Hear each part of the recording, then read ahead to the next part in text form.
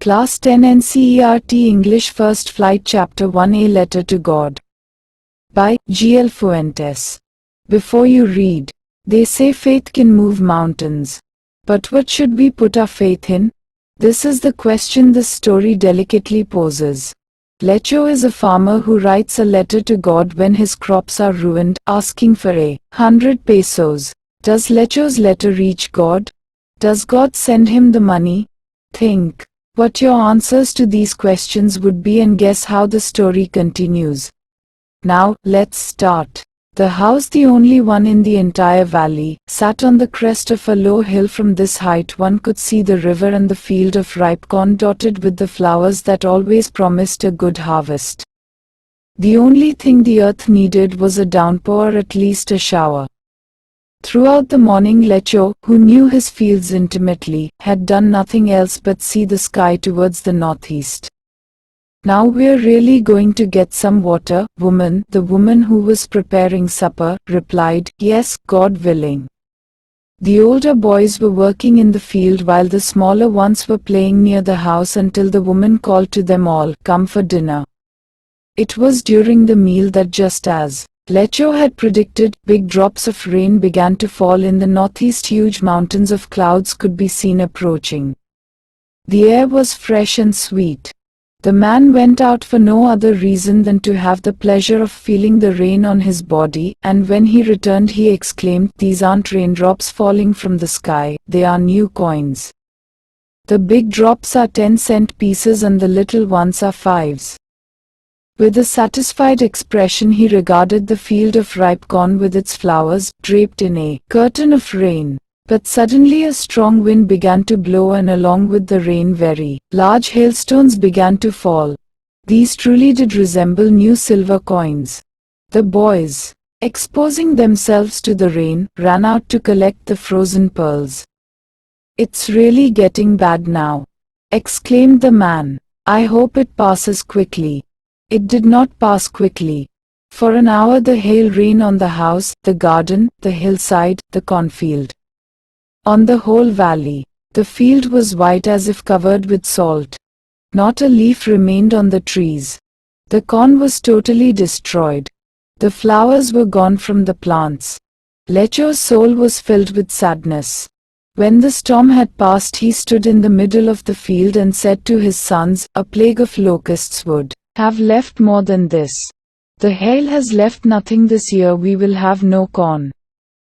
That night was a sorrowful one. "All our work, for nothing. There's no one who can help us.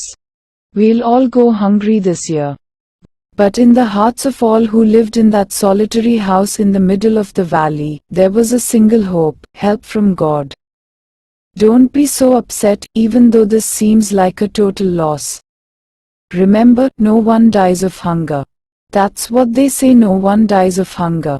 All through the night, Lecho thought only of his one hope, the help of God, whose eyes, as he had been instructed, see everything, even what is deep in one's conscience. Lecho was an ox of a man, working like an animal in the fields, but still he knew how to write.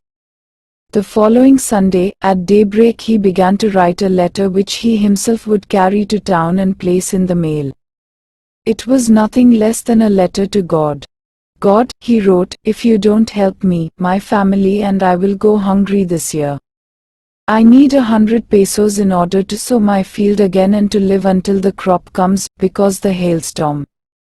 He wrote to God on the envelope, put the letter inside, and still troubled went to town. At the post office, he placed a stamp on the letter and dropped it into the mailbox.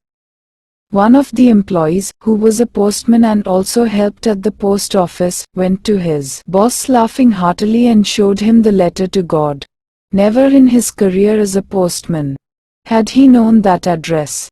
The postmaster, a fat, amiable fellow, also broke out laughing, but almost immediately he turned serious and, tapping the letter on his desk, commented, "What faith!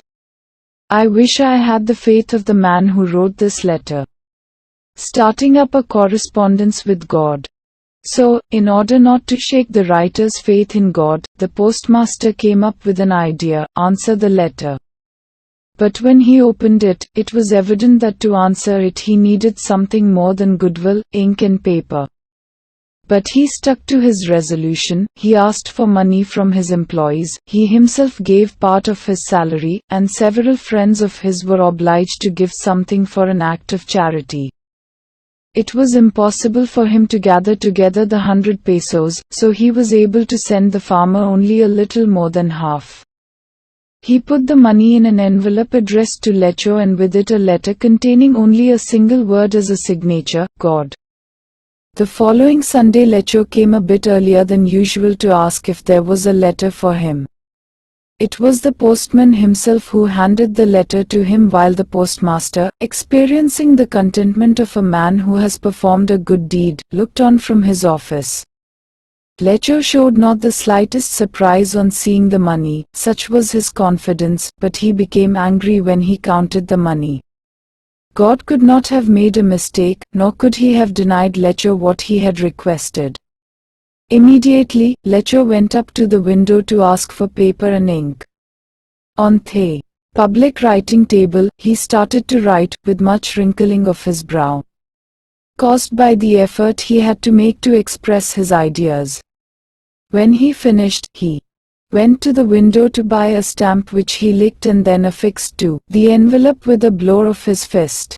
The moment the letter fell into the mailbox, the postmaster went to open it.